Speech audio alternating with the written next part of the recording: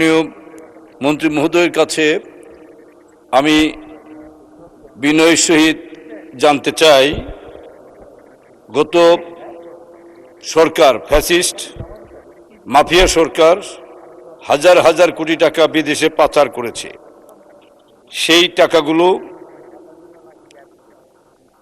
যে পর্যন্ত দেশে আনা হবে আমরা ক্ষতিগ্রস্ত হব। সেই কারণে তাদের পাচার করা টাকাগুলো অতি সত্বর দেশে আনা সম্ভব কিনা এটা মাননীয় মন্ত্রী মহোদয়ের কাছে আমি বিনীতভাবে জানতে চাই আপনার মাধ্যমে। ধন্যবাদ মাননীয় স্পিকার। মাননীয় মন্ত্রী। ধন্যবাদ মাননীয় স্পিকার। একটু আগেটার উত্তর আমি দিয়েছি, তবু আবার একটু রিপিট করি। এই ব্যাপারে আমরা G2G গভর্নমেন্ট টু গভর্নমেন্ট যে কোঅপারেশন সেটা আমরা পূর্ণোদ্যমে চালাচ্ছি।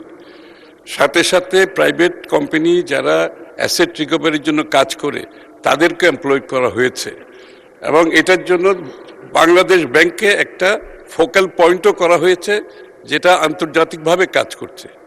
সুতরাং সব কিছু সমন্বয়ের মাধ্যমে আমরা আশা করি বিএনপি সরকারের যে এখানে একটা চেষ্টা, এবং কারণ এটা হচ্ছে যত তাড়াতাড়ি আমরা টাকা দেশ থেকে ফিরিয়ে আনতে পারবো এই সরকার এবং দেশের লাভ, এটা তো সবাই জানে।